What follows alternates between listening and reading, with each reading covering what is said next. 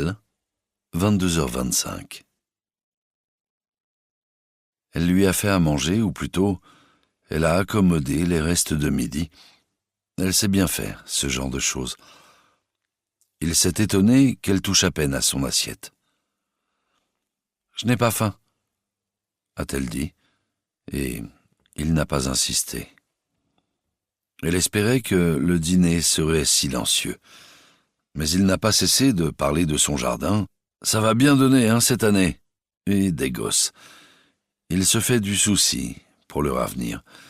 Elle lui a rappelé l'émission de télé et, à sa grande surprise, il ne s'est pas dérobé. « Je veux pas rater ça !» a-t-il lancé d'un ton assuré. « J'ai envie d'entendre quelles conneries ils vont encore raconter. » Il soupire.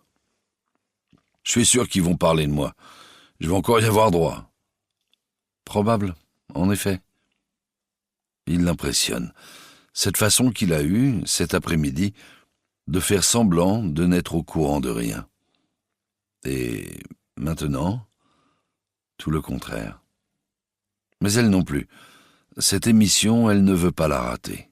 Pour rien au monde. Cette perspective l'obsède depuis des semaines.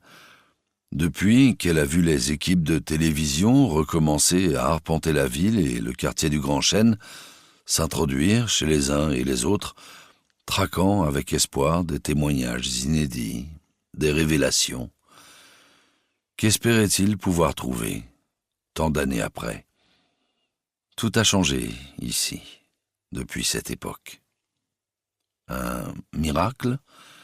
Que quelqu'un se lève et révèle le nom de l'assassin de la pauvre gosse? C'est si loin maintenant, cette histoire. Même ici, ils sont bien peu à s'en souvenir avec précision. Les parents de la gamine, les malheureux, une poignée d'habitants qui vivent encore dans le lotissement, quelques autres qui sont partis vivre ailleurs. Certains sont morts, beaucoup ont disparu de la circulation. Elle n'a plus de nouvelles de la plupart d'entre eux. C'est si vieux, tout ça. Ils ne sont que deux à connaître la vérité, son mari et elle. Mais lui, il ignore toujours qu'elle sait. Elle sent la peur la gagner, alors elle fait le vide. Elle souffle un grand coup, elle se sent forte, elle prend la télécommande d'un geste ferme, elle allume la télé et elle l'appelle pour qu'il la rejoigne.